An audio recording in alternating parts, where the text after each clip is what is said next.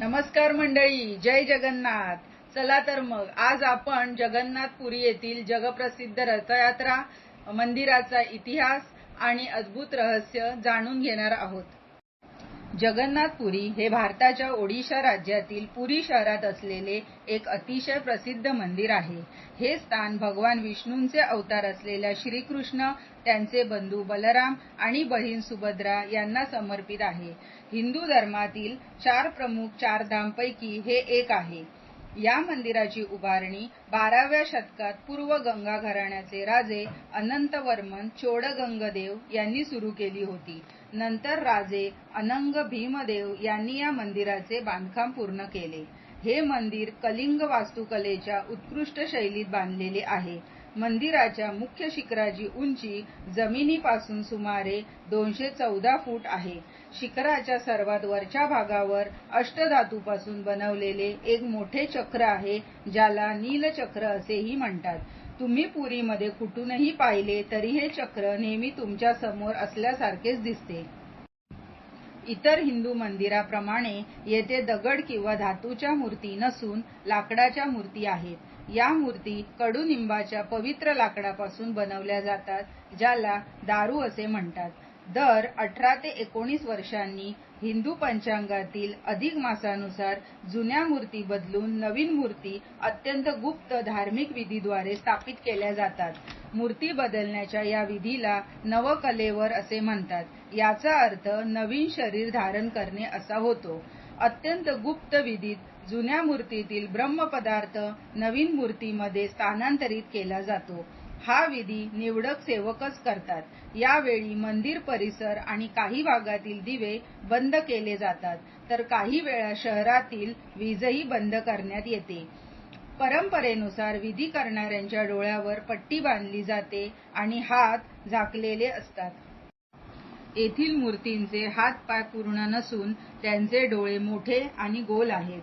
कथेनुसार दैवी शिल्पकार विश्वकर्मा यांनी मूर्ती बनवताना राजा इंद्रद्युम्नने ठरवलेला संयम सोडल्यामुळे मूर्ती अपूर्ण राहिल्या असे म्हटले जाते. नवीन मूर्तींना रंग, वस्त्रे आणि अलंकार चढवले जातात.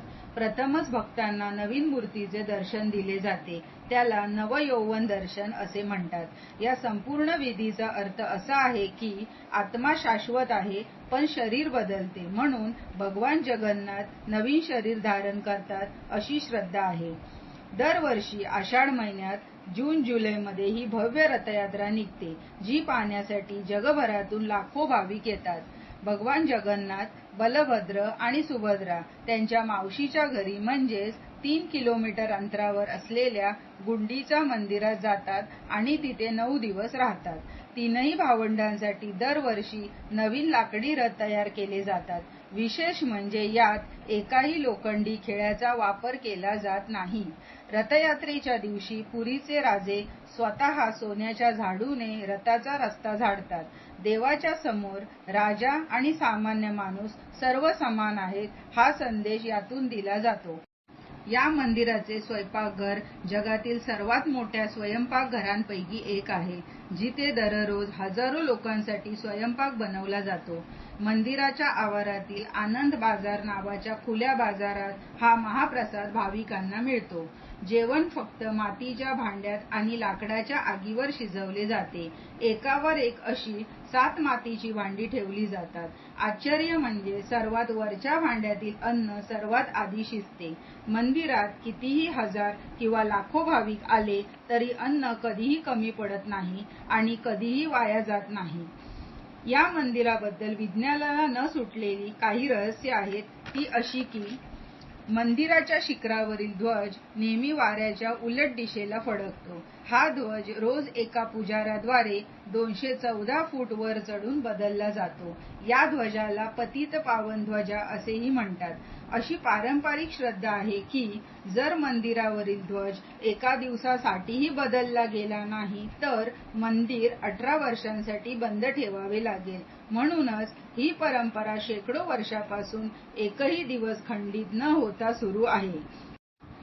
दिवसाच्या कोणत्याही वेळी मंदिराच्या मुख्य घुमटाची सावली जमिनीवर कधीही पडत नाही.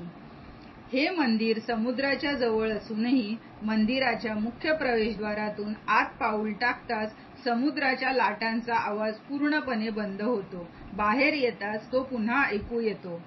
मंदिराच्या शिखरावरून कधीही कोणतेही पक्षी किंवा विमाने उडताना दिसत नाहीत.